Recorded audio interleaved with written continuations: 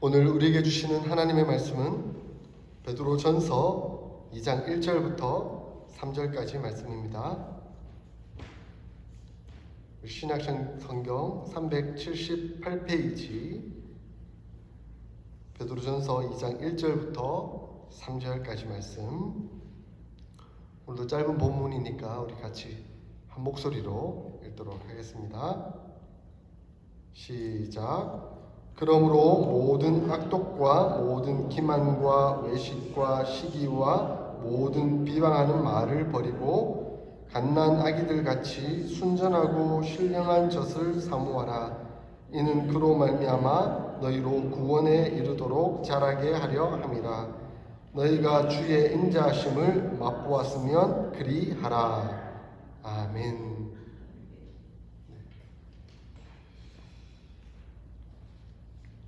우리는 하나님의 자녀가 되었습니다.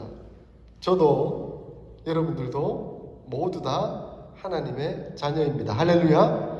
이 얼마나 큰 축복입니까? 우리 하나님을 아버지라고 부를 수 있다는 것, 그것은 놀라운 하나님의 축복입니다. 제가 어릴 때부터 초등학교 한 몇 학년 때부터 교회는 다니긴 했지만 인격적으로 주님을 만난 건 중학교 3학년 시절인데 수련회 가서 하나님을 비로소 아버지라고 고백하고 느끼게 되었을 그때에 제가 정말 하나님을 만나 배웠었습니다. 아버지 되신 하나님, 그분이 내게 오셔서 얼마나 큰 은혜와 축복을 베풀어 주셨는지. 저는 어렸을 때 아버지께서 돌아가셨기 때문에 아버지에 대한 기억은 있지만 아버지에 대한 사랑이 늘 그리웠는데, 그 인간적인 사랑을 넘어선 가장 완벽한 아버지의 사랑, 그분이 바로 우리 하나님이시다 하는 것을 깨닫고 느꼈을 때, 아빠, 아버지, 하나님 이렇게 고백하며 나아갔을 때 하나님이 부어주시는 사랑이 얼마나 컸는지 모릅니다. 그래서 우리는 하나님의 자녀인 것이죠. 저는 하나님의 아들이고 여러분 하나님의 딸이고, 그죠? 우리가 그러한 하나님의 축복과 은혜 가운데 살아가고 있습니다. 자, 하나님의 자녀로 살아가고 있다는 것은 제가 지난주에 이제 두 가지 측면에서 말씀드렸습니다. 하나는 기억하는 것이고 또 하나는 기대하는 것이다 라고 말씀드렸습니다. 기억하는 것은 우리가 어떻게 하나님의 자녀가 되었는가, 우리가 어떻게 하나님의 자녀가 되었죠? 바로 예수 그리스도의 그 십자가 사랑, 그죠? 예수님께서 십자가에 못 박혀 죽으심으로 말미암아 우리 모든 죄를 용서해 주시고, 그로 말미암아 우리를 의롭다고 인정해 주심으로 하나님과의 관계가 회복되도록 하셔서 하나님을 아버지라고 부를 수 있도록 은혜 가운데 인도해 주셨다. 우리는 그것을 기억합니다. 그래서 날마다 그 기억 속에 살아가는 것이죠. 날마다 예수 그리스도의 십자가의 은혜, 저는 기억합니다. 예수님께서 어떻게 나를 위해 십자가에 죽으셨는지 하나님 오늘도 기억하고 어제도 기억했고 내일도 기억할 것입니다. 그렇게 기억 속에 저는 살아갑니다 라고 고백할 뿐만 아니라, 이제 제가 하나님의 자녀로서 어떠한 소망을 가지고 어떻게 살아가고 인격적으로 변화가 되며 장차 그것이 완성될 것인가, 하나님 그것을 기대하며 살아갑니다. 그래서 예수님께서 부활하셨던 것처럼 저도 부활할 줄 믿고, 또한 예수님께서 완전한 성령의 열매를 맺으셨던 것처럼 저도 점차적으로 그 성령의 열매를 맺어가며 인격적으로 성숙하며 예수 그리스도를 닮아갈 줄 믿습니다. 네, 그것을 소망하며 기대하며 살아가는 것이 하나님 자녀로서의 삶인 것이죠. 그래서 오늘 사도 베드로도 너희가 하나님의 자녀 되었지 않느냐, 자녀 되었다라고 한다면 3절에 너희가 주의 인자하심을 맛본 자들이 아니냐라고 말씀하고 있습니다. 여러분, 인자하심이 하나님의 사랑이잖아요. 여러분, 그 인자하심을 맛보았잖아요. 우리 주님께서 우리를 위해서 어떻게 죽으셨는지 그 맛보았다고 한다면 그리하라. 너희도 그 맛본 대로 은혜 가운데 살아가라 라고 그렇게 말씀하고 있습니다. 뿐만 아니라 이제 우리가 기대하면서 2절에 뭐라고 말씀하고 있죠? 갓난 아기들 같이 순전한 젖을 사모하라 라고 말씀하고 있습니다. 자, 우리가 하나님의 자녀로 이래 새롭게 태어났으니까 가만히 있으면 어떻게 돼요? 갓난아기 가만 내버려두면 어떻게 됩니까? 죽잖아요. 죽지 않고 살아있는 것은 신령한 젖을 늘 먹고 자라가는 것뿐인 것이죠. 그래서 그 신령한 젖을 먹고 자라가면 결국 우리가 구원에 이르게 될 것이다. 그것을 기대함으로 살아가라라고 말씀하고 있습니다. 그러므로 우리는 끊임없이 맛본 것을 기억하고 그 맛본 것을 다시금 계속 섭취하면서 기대하며 자라가는 삶을 살아가는 사람들입니다. 그러므로 우리는 하나님의 자녀라고 일컬음을 받을 수가 있는 것입니다. 자, 이제 새롭게 태어났다라고 한다면 이제 과거의 것을 버려야 되겠죠. 그죠? 하나님의 자녀로 태어났는데 과거 사탄의 습성을 가졌던 그 모습 그대로 살아가는 것은 안 됩니다. 그러므로 끊임없는 날마다 영적 전쟁이 우리에게 벌어지고 있습니다. 왜냐하면 사탄은 끊임없이 과거에 너 이렇게 살았잖아. 과거에 이런 존재였잖아. 근데 조금 바뀌었다고 너 이렇게 살아갈 수 있어? 자, 아니. 옛날대로 살아가. 야, 옛날대로 살아가는 게 어떤 겁니까? 1절에 말하고 있잖아요. 그러므로 모든 악독과 모든 기만과 외식과 시기와 모든 비방하는 것.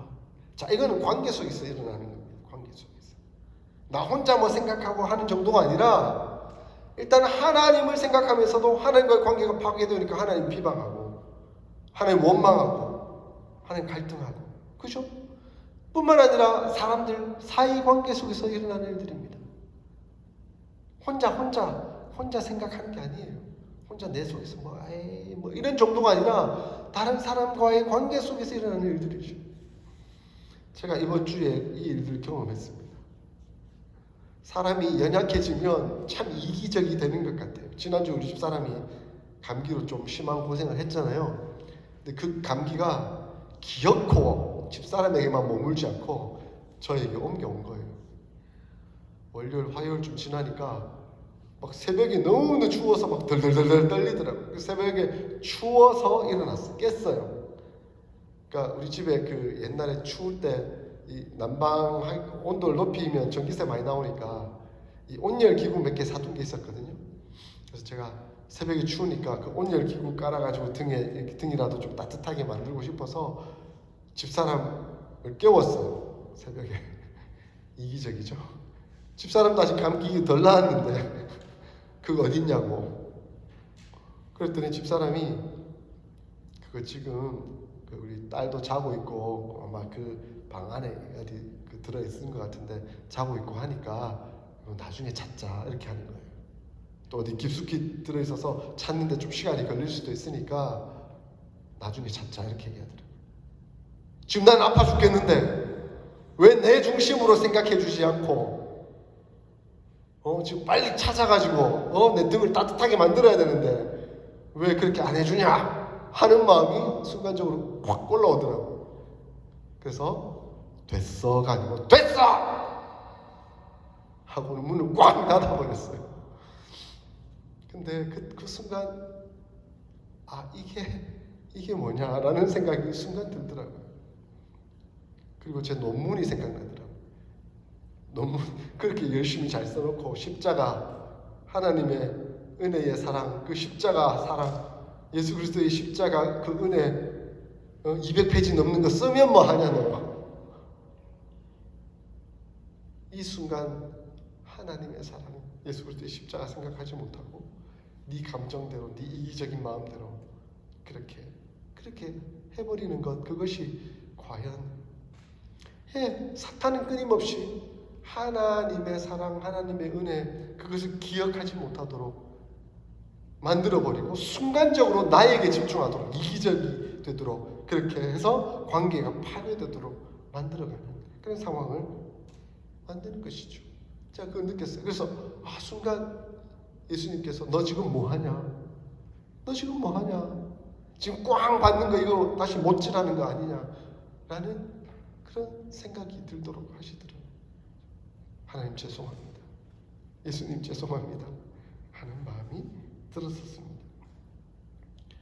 우리는 날마다 자라가야 하는 것이죠. 그죠? 그래서 마치 갓난아기처럼, 갓난아기가 처음에는 아주 이기적이잖아요. 자기밖에 모르잖아요. 그렇지만 자라가면 자라갈수록 타인에 대한 인식이 생기고, 그리고 성숙하면 성숙할수록 다른 사람에 대한 관계 속에서 내가 어떻게 이기적이지 않고 이타적일 수 있을까 하는 것을 생각해 보는 것이죠. 그래서 사도 베드로는 너희가 갓난아이와 같이 신령한 젖을 사모하라. 신령한 젖은 곧 하나님의 말씀을 의미할 텐데, 그 하나님의 말씀의 젖을 사모하며 늘 받아 먹고 자라가면 하나님의 말씀에 나타난 원리를 따라서 너희가 이기적이지 않고 하나님의 사람, 하나님의 백성답게 이타적으로 자라갈 수 있을 것이다 라고 말씀합니다. 사랑하는 성도 여러분, 우리는 계속해서 자라가야 합니다. 우리 이미 다 자란 게 아니라 영적으로는 끊임없이 자라가야 돼요. 주님 앞에 설 그날까지 자라가야 합니다. 그래서 사도 바울이 뭐라고 얘기했습니까?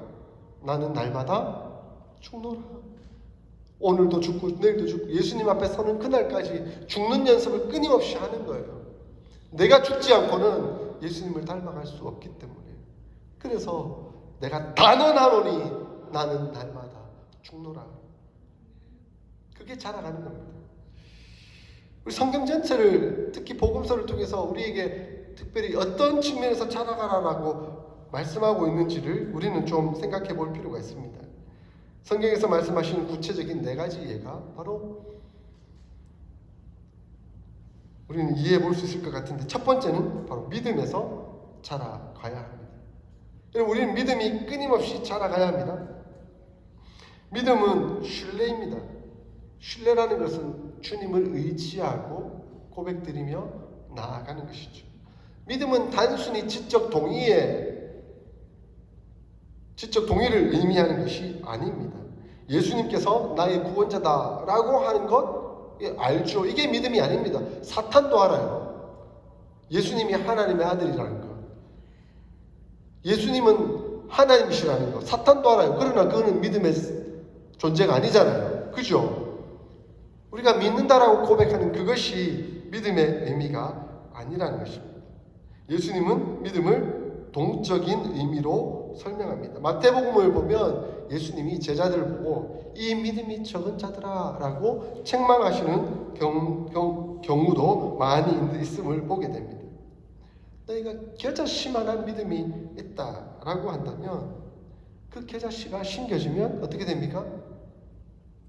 땅을 뚫고 나와서 자라고 열매를 맺는 풍성함이 깃들어지게 되는 것이죠. 너희의 믿음의 의미가 무엇이냐? 바로 예수님과 동행함으로 인격적인 성숙을 함께 이루어 나가며 사역적인 열매도 함께 맺어져 가는 그것이 바로 믿음이다 라고 말씀하고 있습니다. 그러므로 예수님은 하나님의 아들이십니다. 나를 위해 죽어주신 예수 구주이십니다 라고 하는 그 고백에서부터 출발하여 예수님과 동행하며 우리의 신뢰를 드리며 그를 닮아가는 그런 과정을 설명하고 있는 것이죠. 우리는 날마다 믿음에서 자라가야 합니다. 함께 믿음 더욱 성숙해 갈 수 있는 저와 여러분이 될 수 있기를 소원합니다. 두 번째는 사랑에서 자라가야 합니다. 예수님은 구약 성경 전체의 의미가 뭘까라고 핵심적으로 말씀하시면서 바로 하나님을 사랑하고 이웃을 사랑하는 것이다 라고 말씀하셨습니다. 사도 바울이 고린도 교회 교인들을 보고 어린아이와 같다라고 단언한 데에는 사랑이 없다라는 거예요. 시기와 분쟁, 자기 이기적인 그런 모습을 보면서 끊임없이 살아가는 그 모습이 사랑이 없다라고 말씀하고 있다는 것이죠. 그러므로 우리는 사랑에 자라가야 합니다. 제가 아까 얘기했던 것처럼 이기적인 것을 좀 벗어나야 합니다. 제가 사랑에 대해서 연구를 하면서 예수님이 보여주신 사랑이 뭔가, 그래서 마이클 고먼이라는 학자는 예수님이 보여주신 그 사랑이 빌립보서 2장에 나타난 의미인데, 그는 근본 하나님의 본체시나 하나님과 동등됨을 취할 것으로 여기지 아니하시고 자기를 낮추셔서 십자가에 못 박혀 죽으신 것이다. 그것이 바로 하나님의 사랑이다. 자, 그러면 우리에게 어떻게 적용해 볼 수 있을까? 사도 바울은 그 사랑을 느끼고 자기가 사도임에도 불구하고 사도의 권위를 다 내려놓고 성도들을 이해하려고 애를 쓰고 그들과 함께 해주는 그런 모습을 갖췄다는 거예요. 닮았지 않습니까? 예수님과 같이. 그는 사도이지만 예수님은 하나님이시지만 그 권위를 자기를 위해 쓰지 아니하시고 낮아지셨잖아요. 사도 바울도 사도지만 그 권위를 자기의 나는 이 정도 되는 존재라는 것을 자랑하기 위해서 쓴 것이 아니라 철저히 낮아져서 다른 성도를 섬기는데 그것을 활용했다는 거예요. 자, 그러므로 사랑이란 내가 누군데 라고 생각을 내려놓는 거예요. 내가 누군데. 내가 누군데 라고 생각하면 이기적이 돼요. 내가 감히 누군데? 내한테 이런다고? 그렇게 생각하면 다른 사람을 업신여기고 다른 사람을 나보다 낮게 여기는 거죠. 그런데 예수님 뭐라 말씀하셨죠? 나보다 남을 낮게 여기면 안 되고 낮게 여겨라 라고 말씀하셨죠. 남을 나보다 낮게 여기는 것, 그것이 바로 사랑의 모습인 것이죠. 그래서 서로 종되기를 힘써라 라고 말씀하고 있는 그 의미도 포함되고 있는 겁니다. 그래서 우리가 서로 종이 되어 주려고 하는 노력, 서로 섬기려고 하는 그 노력이 바로 사랑의 의미인 것이죠. 부모님을 생각하면 돼요. 부모님은 자녀를 위해서 끊임없이 희생하고 사랑하잖아요. 그 사랑이 서로 간에 아름답게 이루어지는 것이 바로 사랑의 의미인 것이죠. 자, 우리가 좀 사랑에서 자라갔으면 좋겠습니다. 사랑에서 좀 자라가는 것은 끊임없이 이기적인 모습을 내려놓는 거예요. 제가 그 밤에 깨달았던 것처럼 지금 내가 추워서 온열기구가 필요한데 이런 생각을 좀 내려놓는 거예요. 내가 아빠인데, 내가 사장인데, 내가 어떤 권위가 있는데 이런 것들을 좀 내려놓는 그것이 바로 사랑의 첫 출발이라는 것을 말씀해 주고 있습니다. 기독교의 핵심 가치는 사랑입니다. 그러므로 우리는 사랑 안에서 자라가야 합니다. 그 안에서 자라갈 때 비로소 우리는 세상 가운데 예수 그리스도의 그 가치, 그 사랑을 보여줄 수가 있게 되는 것이죠. 자, 뿐만 아니라 우리 셋째, 우리는 지식에서 자라가야 합니다. 여기서 지식은 다만 인간적인 세상적인 지식이 아니라 하나님을 아는 지식을 말하는 것입니다. 하나님은 우리를 인격적으로 만드셨습니다. 우리가 인격적으로 지음을 받았다 하는 것은 우리에게는 지식과 감정과 의지가 있다 하는 것을 의미하는 것이죠. 우리에게는 지식과 감정과 의지가 있는데 이 전인격적으로 활용하여서 하나님을 알아가야 합니다. 그러나 자칫 우리가 감정적으로 풍부해지기만 하고 머리는 비어있으면 광신적인 행동을 할 수가 있습니다. 오늘날 수많은 이단들이 그런 위험에 빠져있는, 하나님의 말씀의 의미, 하나님의 말씀에 나타난 하나님이 누구신지는 알지 못하고 그냥 하나님에 대해서 막 얘기하니까 그런가 보다 하고 막 따라가는 거예요. 그래서 오늘날 하나님이 너무 많아요. 사이비 교주들이 다 하나님이에요. 한국에만 40명이 공식적으로 따르는 수많은 사람들이 있는 재림 예수가 40명이 넘는데요. 이 얼마나 잘못된, 하나님을 몰라서 생기는 문제들인 것이죠. 그래서 우리는 하나님을 올바로 알아가야 합니다. 그래서 사도 바울은 고린도 교인들에게 지혜에 장성한 사람이 되라라고 말씀하고 있습니다. 그런데 성경이 말하는 지식은 이해를 넘어 체험까지 포괄하고 있습니다. 결국 예수 그리스도 안에서 하나님을 안다는 것은 하나님과 교제하는 것이고 하나님을 체험하는 것입니다. 그래서 사도 바울은 내게 예수 그리스도를 아는 지식이 가장 고상합니다라고 고백하고 있습니다. 예수님을 알면 알수록 그것이 더 풍성해지고 가장 고상하다 하는 그 고백이 그에게 넘쳐 흘렀던 것이죠. 예수 그리스도의 고난과 죽으심 그리고 부활의 능력을 우리가 함께 체험할 수 있어야 하는 것입니다. 자, 그 체험하는 방법이 사랑입니다. 예수님과 같이 사랑해 보는 것이죠. 사랑을 하면 할수록 예수님을 더 알게 되고, 그리고 그 사랑, 우리 힘으로 안 되지만 우리가 사랑하겠다라고 믿음의 고백을 드리며 우리의 의지를 드렸을 때 하나님의 능력이 사랑을 할 수 있는 능력을 베풀어 주시는 것이죠. 가장 대표적인 분이 누구십니까? 바로 손양원 목사님. 저하고 이름도 비슷하잖아요. 손양원 목사님, 자기 아들을 죽인 여수 반란 사건 때 예수 믿는다고 핍박해서 두 아들을 죽인 그 사랑을 데려다가 자기의 양자로 또 다른 아들로 삼을 수 있었던 그 사랑이 어디서 왔습니까? 자기 힘으로요? 아니죠. 하나님의 능력으로 오게 된 것이죠. 하나님을 알 때 사랑이 실행되고, 그 사랑의 고백을 드릴 때 하나님의 능력이 임하여서 풍성하신 하나님의 사랑이 실천될 수 있도록 도우시고 역사해 주시는 것이죠. 자, 이러한 하나님의 지식이 우리에게 또한 자라가야 합니다. 자, 이러한 지식이 자라갈 때 우리는 또한 네 번째 거룩이 자라가게 됩니다.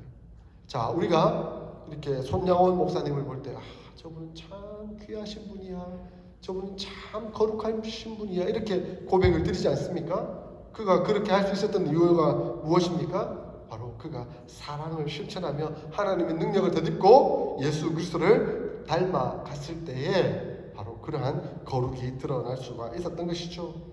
거룩이란 우리에게 쓸 수 있는 단어가 아닙니다. 오직 하나님께만 쓸 수 있는 단어이죠. 그런데 우리로 하여금 하나님을 닮아갈 때 너희도 거룩하다라고 하나님은 표현해 주시는 것이죠. 그래서 구약성경에 내가 거룩하니 너희도 거룩하라라고 말씀하고 있습니다. 우리가 예수님을 닮아갈 때에 우리는 거룩한 존재가 되어갈 수 있는 것이죠. 예수님이 가지신 마음, 예수님이 가지신 인격, 그것을 닮아갈 때에 우리는 거룩해져 갈 수 있는 것입니다.